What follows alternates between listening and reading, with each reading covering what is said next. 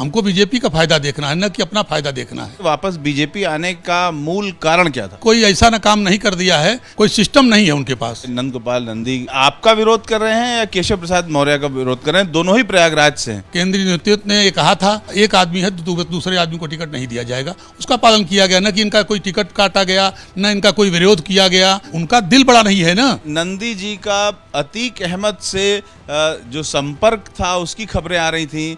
क्या इसकी वजह से नंदी जी बीजेपी में हाशिए पर जा रहे हैं?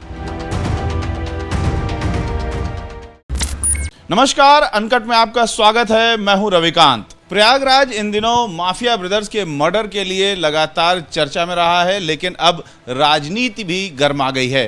प्रयागराज में रईस शुक्ला जो सपा में थे उन्होंने ज्वाइन किया बीजेपी।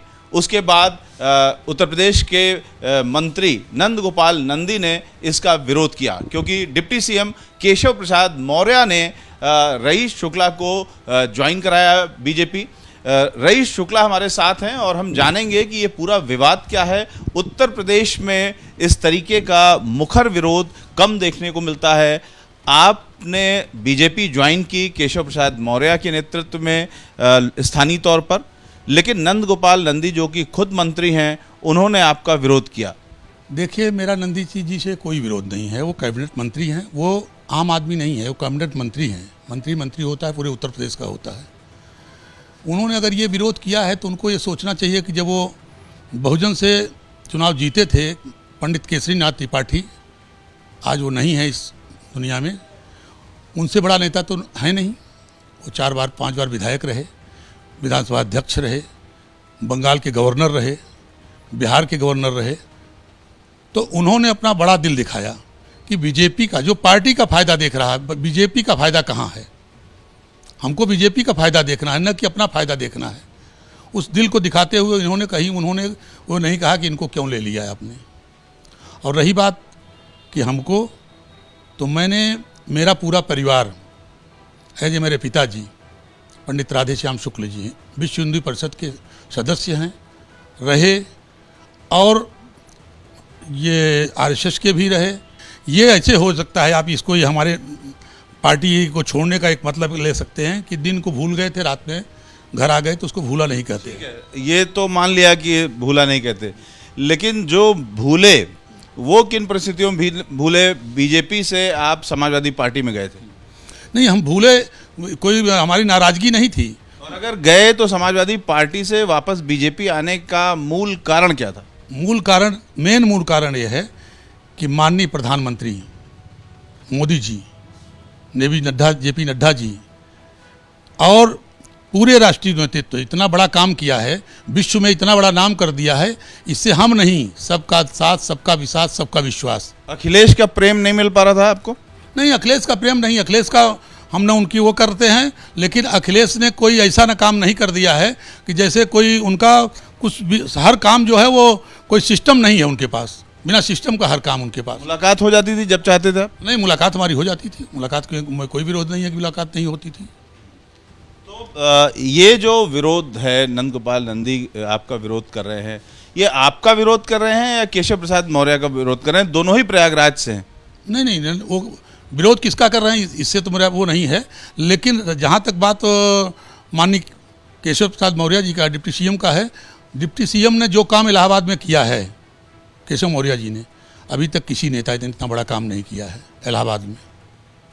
बीजेपी एक आदित्यनाथ ने के अगुवाई में जो काम हो रहे हैं, महाराज जी की अगुवाई में जो काम हो रहे हैं, मुख्यमंत्री की अगुवाई में, आज तक ऐसा कोई मुख्यमंत्री ने अभी तक तो कोई काम नहीं किया। बीजेपी एक अनुशासित पार्टी है। यहाँ पर बहुत कम देखा जाता है कि कोई रेबल हो या विरोध करे। पार्टी लाइन के भीतर ही बात होती है, आंतरिक बातचीत में समस्याएं हल की जाती हैं। क्यों पब्लिक प्लेटफॉर्म पे आकर के नंद गोपाल नंदी इस तरह से मुखर हो रहे हैं? ये उनका अपना विषय है, लेकिन आप जानिए बीजेपी प्रकृति है। हवा चलेगी सबको मिलेगी, धूप होगी सबको मिलेगी, बरसात होगी सबको मिलेगी। किसी एक आम आदमी की पार्टी नहीं है, यह हर कार्यकर्ता की पार्टी है। देखिए नियम देखिए कि भारत के प्रधानमंत्री का सिस्टम देखिए कि एक चाय वाले को भारत का प्रधानमंत्री बनाती है, तो यही तो नियम है, यही तो, इसी का नाम तो भारतीय जनता पार्टी है। आप भी पुराने नेता हैं, ऐसा तो है नहीं कि हम आपसे बात कर रहे हैं तो किसी नए नेता से बात कर रहे हैं। एक आपका अनुभव है, क्या कारण हो सकता है कि नंदगोपाल नंदी इस तरह से मुखर होकर के विरोध कर रहे हैं? स्थानीय तौर पर क्या राजनीति है? उनका यह है कि देखिए महत्वाकांक्षा ज़्यादा पाल लेना। बीजेपी का केंद्रीय नेतृत्व जो है उसने टिकट दिया है इनको, यहाँ की नहीं कि लोकल आदमी ने टिकट दे दिया या लखनऊ किसी पार्टी ने दे दिया। केंद्र से विचार हुआ, वहाँ के लोगों ने किया और उन्होंने ऐसे कार्यकर्ता को टिकट दिया है कि जितना आप सोच नहीं सकते उस कार्यकर्ता के विषय में। नंदी जी की पत्नी अभिलाषा को टिकट नहीं मिला, इसका मलाल हो सकता है उनको? ये तो उनका खुद का विषय है, इसमें कोई हमारा टिप्पणी नहीं कर सकते हम, क्योंकि वो उम्मीद कर रहे थे कि अभिलाषा जी को टिकट मिलेगा। अब अरे भाई उम्मीद तो मैं भी कर रहा हूँ, लेकिन ये नहीं मिला तो मैं पार्टी के साथ रहूँगा ना।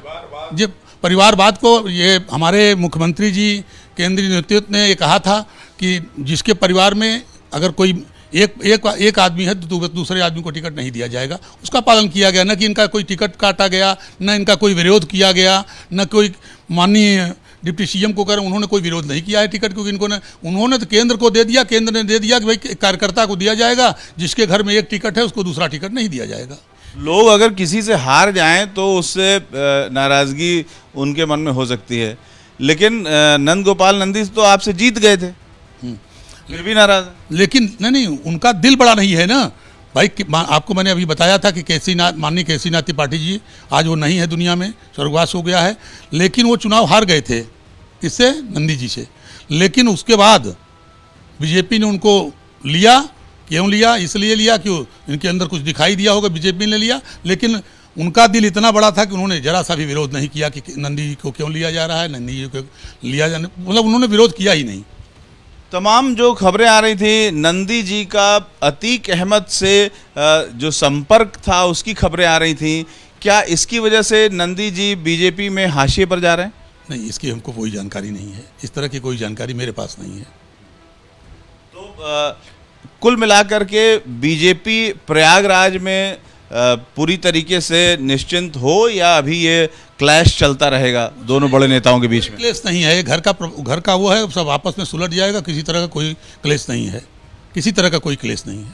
तो नगर निगम का चुनाव होने वाला है, बीजेपी बम बम है प्रयागराज में। नगर निगम के चुनाव में हमारे पार्षद 100 के 100 जीतेंगे और हमारी मेयर हमारे गणेश जी वो जीत रहे हैं, उसमें कोई दो राय नहीं है। और सबसे ज़्यादा वोट जब से ये नगर निगम बना है, सबसे ज़्यादा वोट से गणेश जी जीतेंगे। तो इस तरह से प्रयागराज की राजनीति लगातार गर्म है और आज केशव प्रसाद मौर्य भी प्रयागराज आए और उन्होंने कहा कि प्रयागराज सहित सभी 17 नगर निगम की जो चुनाव हैं उसमें बीजेपी की जीत होगी।